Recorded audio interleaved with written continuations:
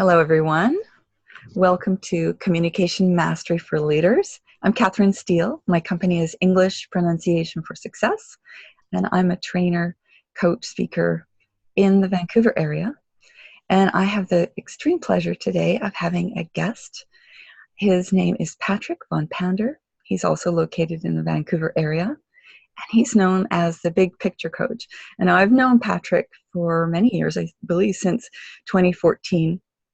I started getting out there, networking, letting people know that my service existed, and getting to know other players in the town and in my field. And Patrick was one of the people that I would see everywhere. This man is a master networker. If you ever get a chance to learn more about networking from Patrick, I suggest that you do. He knows what he's doing.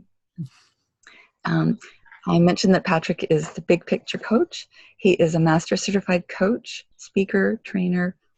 He is someone that is highly sought after on webinars and podcasts, so I'm really honored to have him today on my webinar. And I know that we both did our degrees from SFU. Patrick's is in business and accounting, mine's in languages, literature, and linguistics, which makes sense. And I'm going to let Patrick take it away and tell us more about communication mastery for leaders. Thank you, Patrick.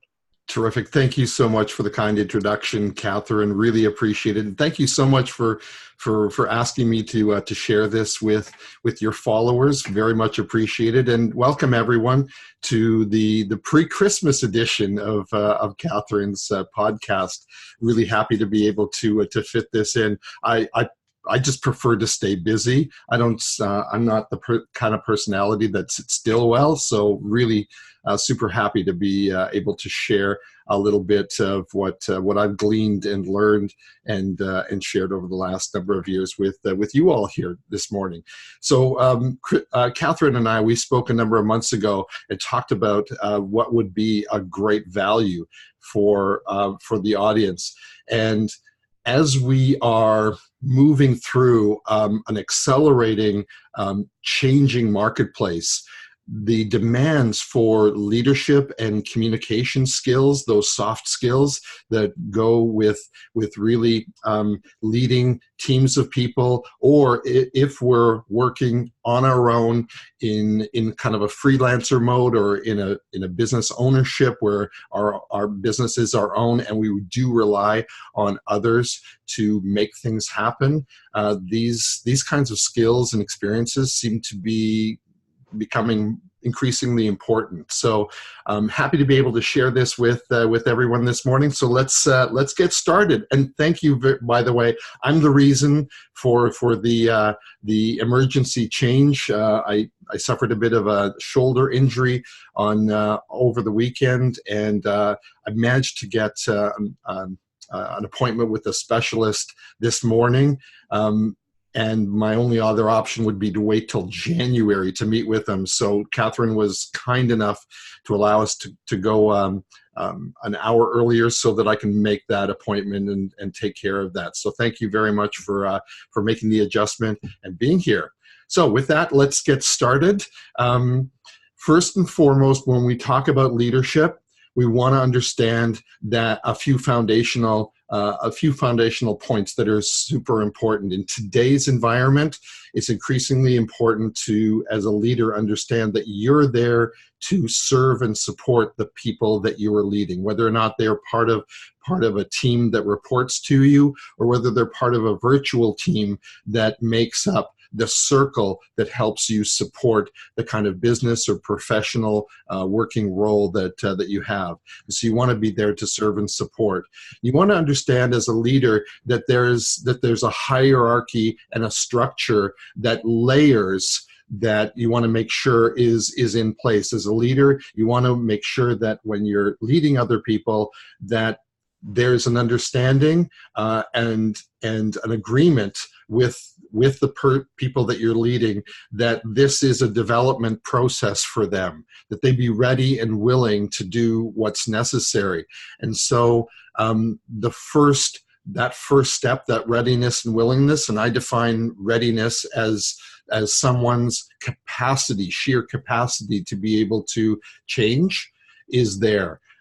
Combined with a person's attitude, the willingness, I define as a person's attitude towards change. So you want to make sure that that is there. Once that is there, then people are much more receptive to the knowledge and information that that needs to be made available for skill development to occur. A couple of my favorite sayings is repetition is the mother of skill.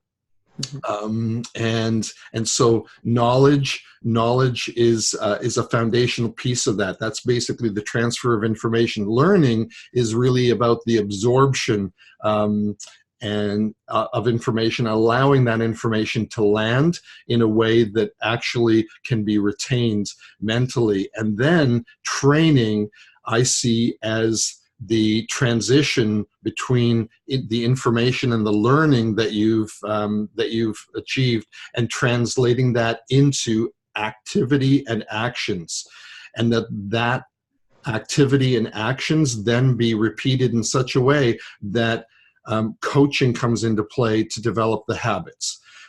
In the 16 plus years that I've been a professional coach, there's predominantly one reason, and one reason only, that people or teams come to me, and that is for an outcome or a result that they don't yet have. Mm-hmm. And so what we're really talking about here is a reverse engineering of the outcome or the result. And so it tends to be the habits, doing the right things the right way, that delivers those results for people. And that's what this process, this layered process, helps people to be able to get to that point. Mm-hmm. So when we as leaders understand that there's a layer and a progression here, that's an important starting point, so that we can help people migrate through those different levels. You know, there's an old saying. People really don't care much about what you know until until they know that you care. And certainly when we're talking about leadership, people are much more likely to follow you when they feel like you as a leader do care. And so the more that can be proved out is to show that you care. Don't just talk about it, but show that you care. And so that's another foundational piece that we want to make sure is there. From a leadership perspective, we want to understand and appreciate that people are diverse. There's a great diversity between how different people, and by the way, we're born with this. We're not born with a blank slate. We are born with predispositions towards how we deal with things like time, people, tasks, and situations. And so when we can understand and appreciate that different personality styles see the world differently, that they think about things differently, that they communicate and interact with others and with their environment differently, that now lays the groundwork for us being able to adapt and understand and appreciate the differences.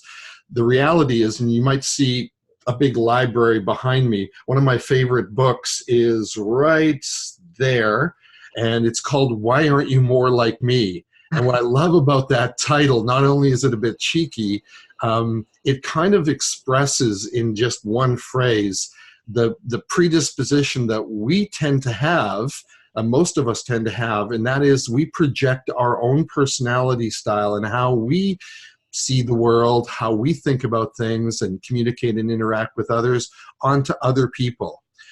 And the reality is that there's a small percentage of people that are tuned very closely to the way we're tuned in terms of how we see the world, think about things, communicate and interact with others.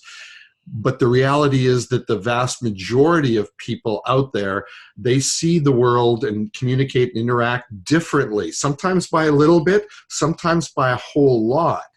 And the degree to which there are differences between how we deal with things and how we perceive things and how others deal with things is most often in direct relation with how much friction and tension and maybe even conflict we feel with others. And when we can, as leaders, understand that there is diversity there of personality style and that people think about things and communicate, interact, and see the world in ways that are a little bit different, now we can make space for those differences. And when we can make space for those differences, we tend not to take things so personally. They're just coming from a different perspective, a different angle on things. And sometimes that little bit different perspective can really open things up for us as leaders. And when it comes to job fit, and the way I would define job fit is the degree of alignment between who people are and what they're being asked to do.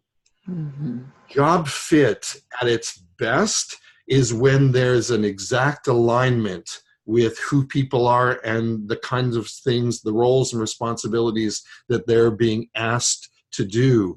The more it falls outside of that, the more we set the environment for there to be that friction and tension and potentially conflict. And I know that I've worked with a number of different teams and organizations where once we understand this piece of it, there's a lot of aha moments that tend to be delivered, and they can understand why there maybe is conflict and tension between people, or why there is struggle sometimes for certain people to become really good at their job because some or maybe many components of their roles and responsibilities are in tremendous misalignment with who they are as people.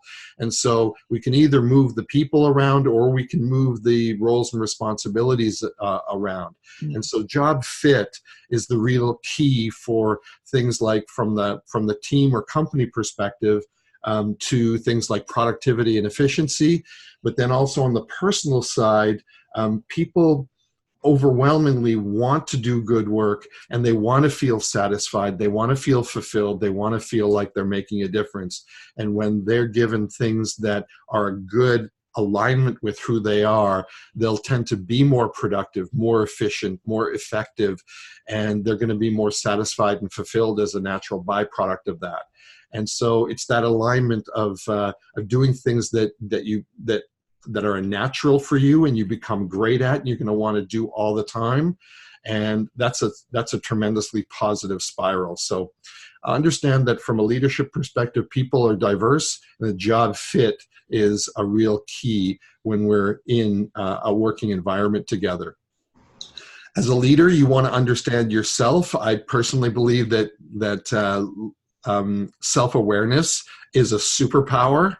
And the more deeply you can understand yourself and how your personality style and your values bias and influence how you interact with others and with the world, then it can set the table for you to know and understand when you're coming across others and you understand what drives them, you can suspend your style to match their style. You know, a lot of people talk about adaptation and being that sort of chameleon to really adjust and style flex. Maybe you've heard of style flexing as a term used out there. That's what this is about, is being able to style flex so that when you're working with other people individually or as a team, you can more effectively give them what they want, what they need, so that they can just get into action and move forward and deliver great results.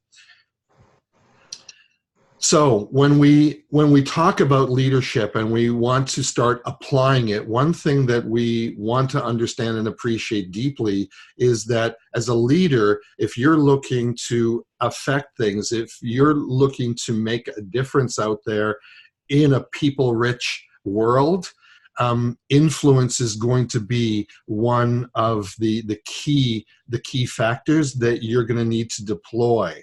And so there's a quite a well-known opera, European based opera called Aida. And when it comes to influence, and influence is such a cornerstone of things like marketing and sales as well, but certainly is a big cornerstone and foundational element in the management and leadership arena.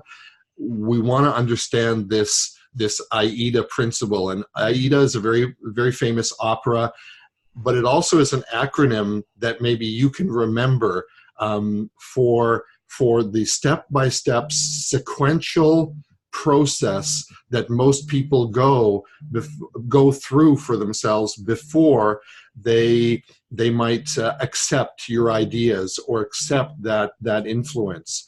And so here's what the acronym stands for. AIDA stands for attention, interest, desire, and action. And those have to happen in sequence, and they happen one after another. If you don't have somebody's attention, you can't hope to influence them. If you do have their attention, though, you can then perhaps grow that into interest. You can't have their interest if you don't have their attention first. But if you have their attention, you may be able to gain their interest. If you have their attention and their interest, then you may be able to gain their desire. Desire is largely emotionally based, and most people understand and appreciate that most decisions are made primarily based on emotion and secondarily based on logic. There's some deep science behind this. And you want to understand that. If you don't have people's attention, you can't have their interest. But if you do have their attention and interest, you may be able to gain their desire. Once you have their desire, you may be able to get them to take action on something that might be beneficial for you both. So everything happens in that sequence. If you can't get them to take action if you don't have their desire, you can't get their desire if you don't have their interest, and you can't get their interest if you don't have attention. So AIDA, remember this acronym. It'll be very useful for you to go forward with. So let's talk about, now that we know this acronym, let's break it down a little bit, and let's look at some real life examples of phrasing and wordsmithing and languaging that I teach and train in a program I call Conversation Arts. And in conversation arts is just a variation on martial arts. Most people know what martial arts are, and in the business world, whereas martial arts is largely physically based, in the business world, you don't want to be physically based as much as you want to be verbally based. Mm-hmm. And so I call it conversation arts for that reason. So first, we want to be able to garner people's attention, their level of focus. We want their attention. So some attention-grabbing language or wording that I found to be extremely effective and now teach others, and I'm sharing with you, these are phrases that overwhelmingly, when they're delivered properly, instantly stop the person or the audience that you're speaking with. They stop paying attention to whatever they were paying attention to or what they were thinking about, and they're there with you. So if I was to say to you, there are two types of business people in the world.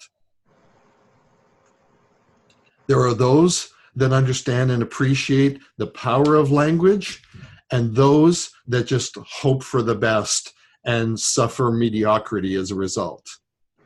When I just shared that with you, and I shared with you that opening line, there are two types of business people in the world, I'm pretty sure that, especially with that pause right afterwards, that most of you were thinking and wondering, where is he going with this? What is he going to say next? I was so curious. You had me. It's overwhelmingly true. I've even done variations of this where I've done a variation where I've said there's three types of people in the world. There's those that are drift, those that are scattered, and there are those that are focused. The common element across all three is clarity of focus and energy in the form of activity. And then I've gone into a sort of breakdown and explanation. But when I share those things, there's three types of people in the world. In that one example, people are looking for what I'm going to finish that with. So you obviously want to be thoughtful and intentional about what you're going to share next to make your point. But that is a super powerful statement. If I wanted to do a very specific example of that, there are two types of chiropractors in the world. Right? You're probably going to wonder what it is, where is he going with this? What is he going to say? And I could say those that just want to make a lot of money and spend 2 minutes with each of their clients as their receptionist area lines people up, and those that actually spend quality time interviewing you, understanding what the root source of the problem is, and spend that 10, 15, 20 minutes with you. Mm-hmm. So you can end it off however you want to end it off, and you want to be thoughtful and intentional about this, but the fact remains people are very curious. Another statement is, I have some good news and I have some bad news. In today's environment, most of us are predisposed to want to be on top of the news. Most of us don't like to be out of the loop or feel uninformed or disconnected from others. And so we've tended to be very media focused and very news oriented. And so if people have the sense that you know something that they may not know, they're going to generally drop their attention from whatever they may have been thinking of or doing, and they're going to pay attention to in that moment. So again, you want to be intentional and thoughtful about what you're going to finish that off with. But you could share that with people. I'm sure some of you might have used that with friends or family already. I have some good news and I have some bad news, right? The good news is that Christmas is coming. The bad news is I'm only halfway through my shopping. Mm-hmm. You know, something like that. Another phrase is, I just found out. Again, this taps into the being current on what's happening right now. This can also be used to be able to update clients or staff about something that will impact them. So, if you have clients, you could say, hey, I just found out we've had a change in our pricing structure. Well, they're going to want to know about that, right? Mm-hmm. And so it lets them know that there's some kind of late breaking kind of information that may impact them that they want to know. And then you might have noticed that I used this saying already in this podcast. There's an old saying, and then you can finish it off with some sort of maybe cliche or phrase or quotation of some kind, and it can make your point. But when you say there's an old saying and you follow it with a pause, you will have people's attention. These ellipses, that dot is very important in the way that you deliver this. When you deliver these attention-grabbing word phrases, you want to be able to give it that 1 or 2 or 3 second or 1 or 2, 3 beat pause after the initial statement, and you will be surprised at how much you have people's attention. I know that I use these quite often in some of the keynote speeches and presentations and seminars or workshops that I offer, sometimes as opening statements to make sure that I galvanize the audience's attention to me right off the bat. Or if I feel that there's some distraction going on, maybe there's some chit-chatting in the audience or group or team that's going on, I can deploy some of these word phrases to be able to get that attention back, so long as I've got something that is useful.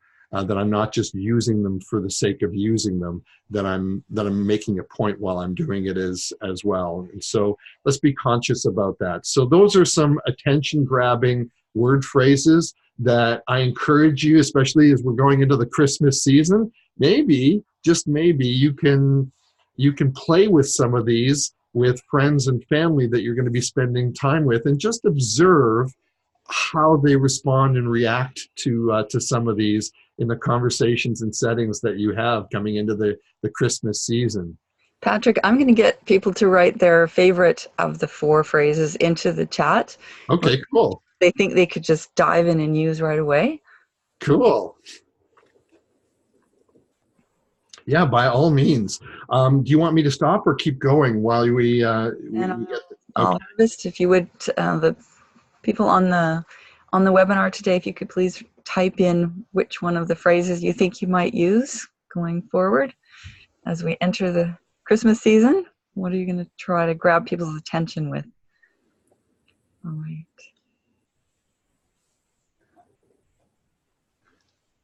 I just found out. My favorite word would be I found out. Nice. You struck a chord, Patrick.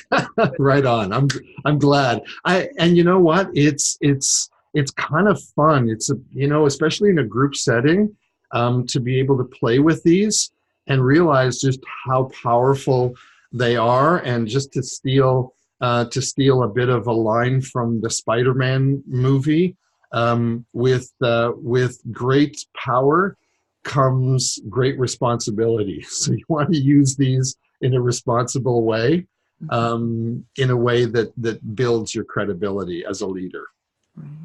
Nice. Awesome. Thanks for sharing, everyone. That's really appreciated. So after we have people's attention, we want to then, if we're looking to deploy influence, we want to garner their interest. We want to attract people to what it is that we're looking to try to implement or promote or get them to ascribe or support. And so when it comes to gaining people's interest from a psychological perspective, we want to be able to have people thinking along the terms of yes.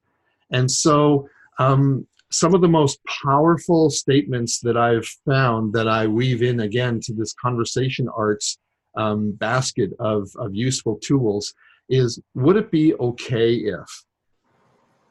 And so would it be okay if we made sure that we fit in as much of these tools and skill sets and philosophies before the end of this podcast hour? Would it be okay if we did that? Notice how you're predisposed to saying yes to that. You'd be surprised at how unreasonable you actually have to be in the second half of what you finish this sentence with, in order for people to actually say no. When you deliver a question like, would it be okay if? I know that all of you listening, or virtually all of you listening, are already predisposed to say yes, because I'm being very respectful. If there's any sense of you liking me and trusting me, that you're predisposed to saying yes to that. And by the way, I kind of say that this is almost a super Canadian question, because it asks for permission first and in a very respectful way. And so you can use this phrasing in a variety of different business settings. Would it be okay if we moved our meeting time up from 10 a.m. to 9 a.m.? Mm-hmm. Mm-hmm. Catherine, isn't that what I asked you? I asked you, would it be okay if I gave her sort of the context of why it is? Mm-hmm. Would it be okay if we moved it up a little bit earlier? Mm-hmm. It became a little more difficult for Catherine to say no to that phrase that way. Certainly there's other options as well, but this is one that you can use that way to be having people be more predisposed to go along and agree with you. Would it be okay if we reschedule to next week? Would it be okay if I drove us to the Christmas party? Would it be okay if we got dressed up for this event? Would it be okay if we kind of scale down Christmas and we make it less about the presents and more about just spending time together? Would it be okay if we just got out of town and just traveled on a vacation for Christmas this year? Would it be okay if you have to be pretty unreasonable in what you end off the sentence with for people to say no to? So it's a very, very influential question. Also, everybody knows and everybody says.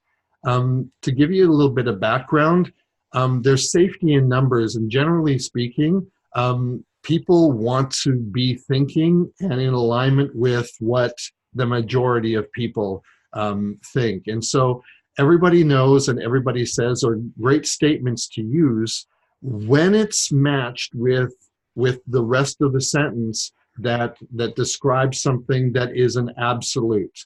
So let me give you an example of that. Everybody knows that having great energy is really important to be able to be effective and productive in your work and really enjoying the things that you want most in life. And everybody says that they want more energy. So would it be okay if I shared some information with you about how you could have more energy personally and professionally? See how now I even stack those? You're using absolutes, whereas if you use something that not everybody knows, right? Everybody knows that cars are the only form of transportation. Well, that's not actually a true statement, right? It's not a true statement, so you wouldn't use it in that context. But when you use it with something that is a truism, and that people would say, yes, I agree with that point, and yes, everybody does know that, or pretty much everyone that's reasonable knows that, and everybody, says that. So when I use that example about energy, you were saying, yep, that makes sense. Yep, that makes sense. And so you're gaining people's yeses, and when they have enough yeses, and there's some psychological science that says that when people say yes, either verbally or especially psychologically 3 times, they're much more open and receptive to ideas that you might have, or thoughts or plans that you might have. And so gaining their interest, you can use these sorts of terms. Would it be okay if? And everybody knows and everybody says. Let's keep moving because I want to be respectful of time. When we have their attention, when we have their interest, then the next step is to be able to gain their desire. And so word phrasing that can have an impact on really helping people be able to connect with the emotion around it includes some of these types of phrasing. So most people and some people, this kind of layers on some of the last point, and I want to give you some context behind this. So generally speaking, most people have heard that there's safety in numbers, right? And so I want to storytell around this. Imagine this. Picture, maybe hundreds of thousands of years ago, and picture a tribe of people, a village of people, cave dwellers in this very large cave, living together in a small community, and prowling around outside the cave is a saber-toothed tiger. Now, safety and instinct would suggest to us that if one brave warrior with a spear went out to confront the saber-toothed tiger on behalf of the tribe, the village, that most often the saber-toothed tiger would prevail, would kill the brave warrior because they're on their own, and would eat that warrior, right? And there would be a threat there.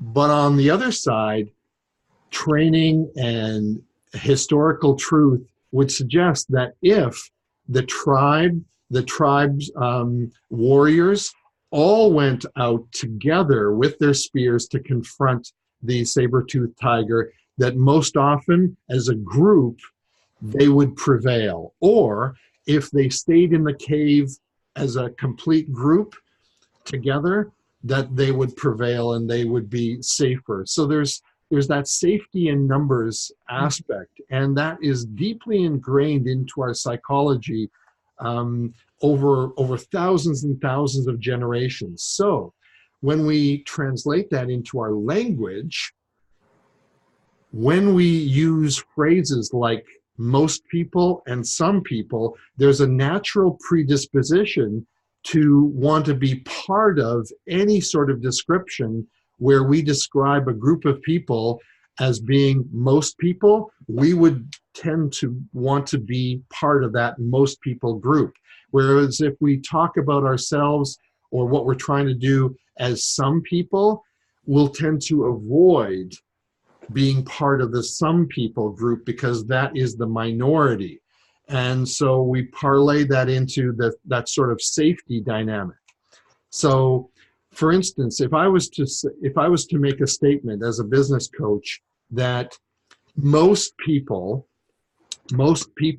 who work with me and implement what I coach and teach and train have terrific success and the kinds of results that they would want, that would be a very attractive way for me to position myself and for having people who are listening to that kind of message be predisposed to want to be part of that most people group.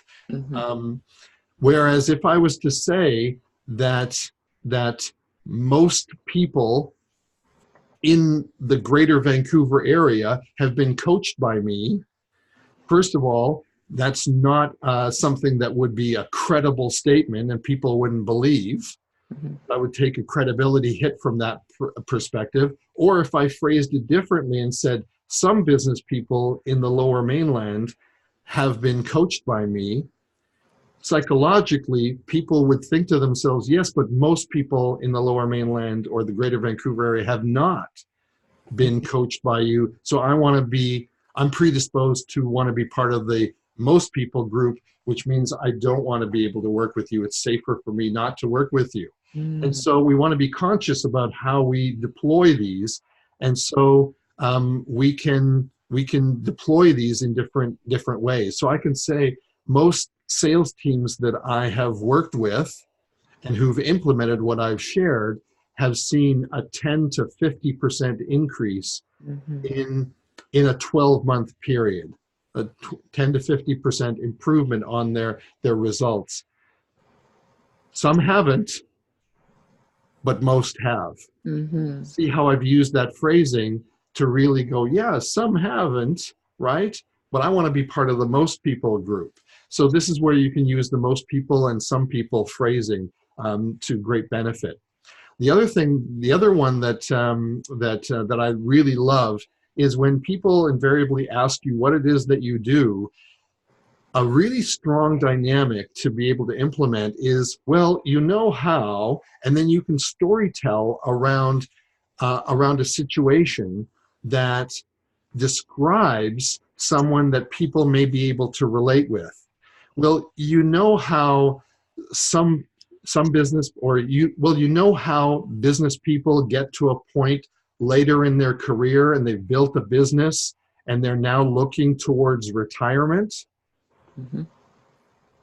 And they want to be able to sell their business for the maximum possible value. That's something that I can help with. Mm-hmm. See how you use, well, you know how, and then you use that as a lead-in to describing a situation that people might be able to relate with. Well, you know how people are promoted into positions of leadership and then are looking to come across as confident and effective in their role as management or leader, but they feel like they may not have the experience or the skill set yet. that's something that I can help with. Mm. Right? Anybody that's on this podcast right now, this broadcast, that's in that situation would have been drawn to that situation because it's like, oh, I can feel the emotion of that and I want help with that. And so this is a word phrase that you can use to benefit yourself that way. Another example of how I use this is when I work with companies. Well, you know how companies will promote one of their top sales people to be now a sales manager, and they're struggling as a manager. Mm. I can help with that. Mm-hmm. You can describe this. And so this is one way. These are a few ways that you can really develop that desire aspect. Patrick, Leslie says, love that tip. So, oh, thank you very much, Leslie. Really appreciate that. When you can really incorporate that storytelling around it, I find that it's way more effective than just, let's say, describing yourself. If you're in a networking event and people ask what it is that you do, I actually don't think it's accurate or very beneficial for you to just sort of blurt out that you're an accountant or that you're a realtor, because it really doesn't describe what it is that you do, right? It's a title, yes, but it doesn't really describe what you do. When people ask me what I do, I answer them, I help business people have their best year ever. And so what it does is it invites interest and intrigue to really open up the conversation. Oh, well, what does that actually mean, have their best year ever? Well, when they think about when they think back on the best year they've ever had, and they imagine a year that's even better than that, well, then they pivot and they say, okay, how do you do that? Oh, well, I do that through one-on-one coaching, team coaching, training, and development with them over a period of time to develop the habits that get them the results they really want. Oh, okay. But now you're into the conversation. mm-hmm. And that's what you want. You want to invite that interest and intrigue. Okay, once you've got their attention, you've got their interest, you've got their desire, the next step is for people to take action on it and to help them be able to pivot into that action mode. These are great questions that really incorporate the open-ended words to be able to have people really assess where they're at and help encourage them to take the next step. So a great couple of word phrases that help you with this is, how ready are you?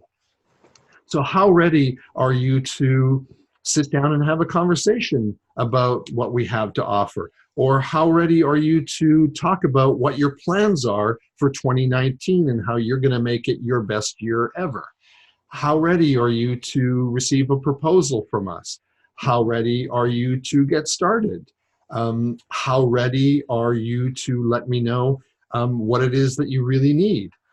How ready are you is a great word phrase that allows you to be able to help people to take action, or at least let you know where they are in their own process. I nickname it my ultimate temperature check question, Mm-hmm. where it will really make crystal clear, a lot more crystal clear, where they are in the process. And so when it comes to things like sales or marketing, or especially leadership, you kind of want to know where your audience is at, whether your audience is an audience of one or a whole group of people, and get them to share where they are. How ready are you to move forward on this? Sometimes I even stack that with a sort of scale question. How ready are you on a scale of 0 to 10 to move forward with this? Mm-hmm. And for them to give you sort of a sense of where they are on that scale.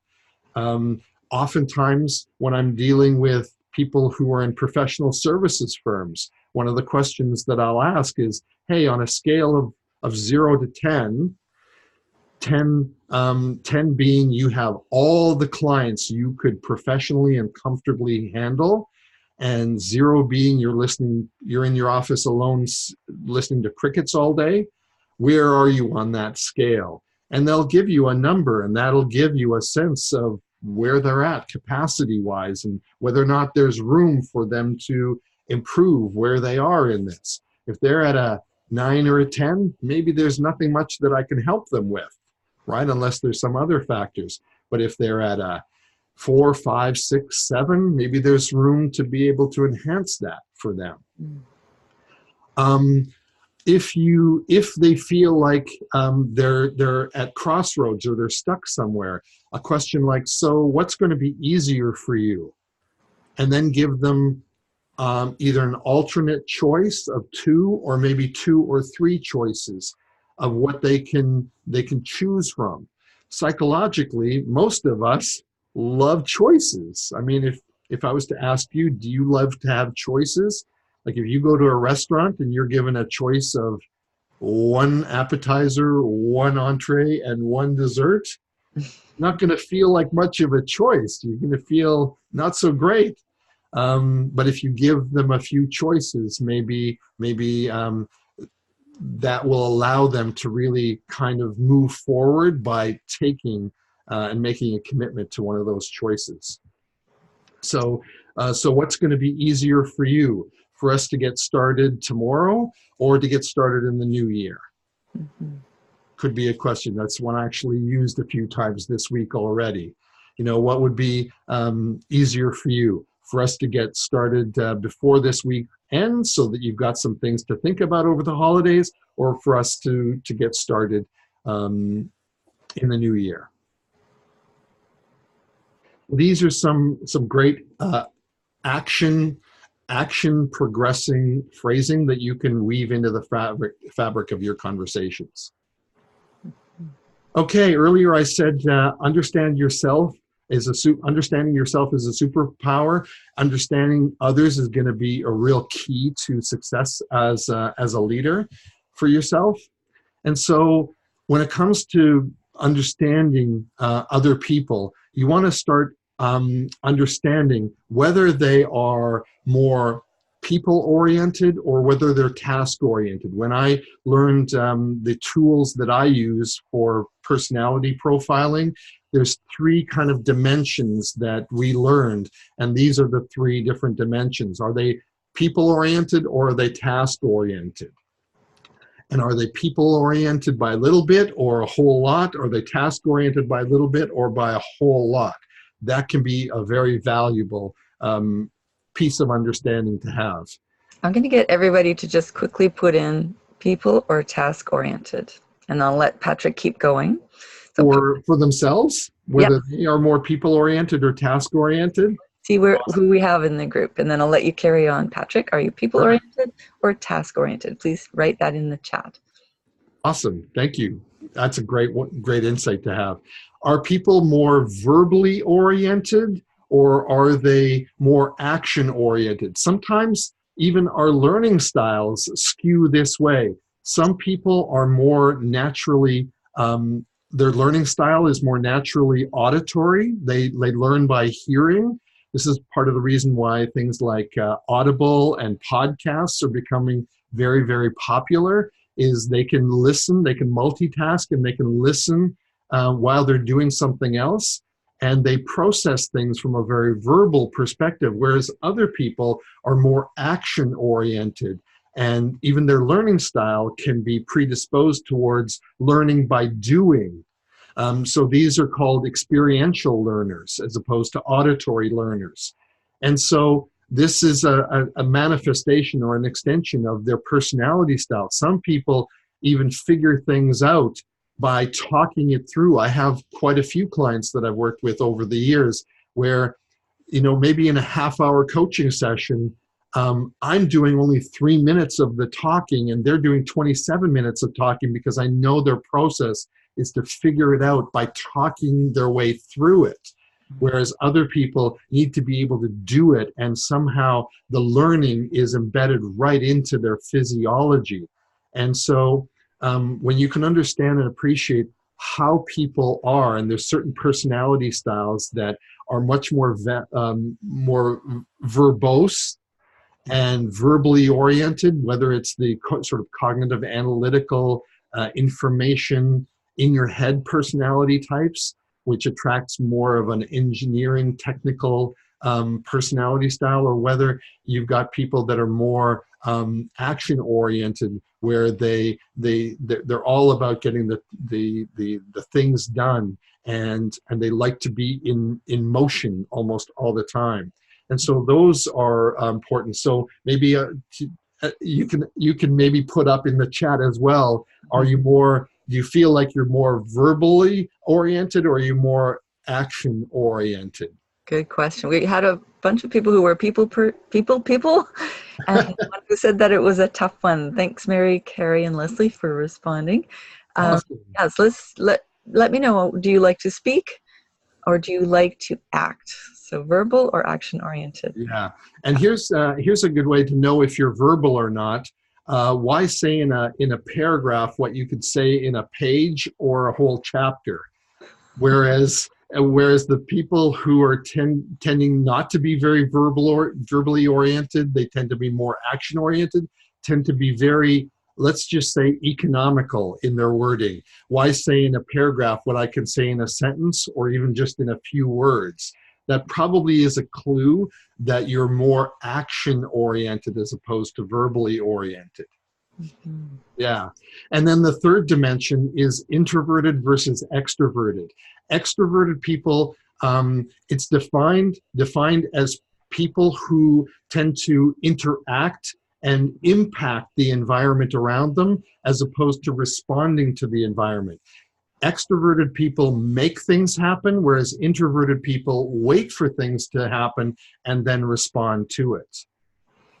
So let us know whether or not you're tending and skewing more towards the extroverted side or introverted side. Mm-hmm. Just looking at the time here, I'm going to need to speed things up. Mm-hmm. And so we're going to get into some of the mindset and the orientation side of things in terms of the approach that we want to take towards being a leader.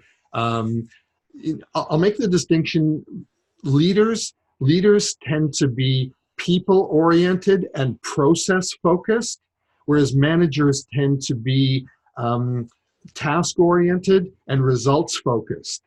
Not to say that all of those aren't important, but leaders understand that it's people that get tasks done, and it's processes that tend to deliver results.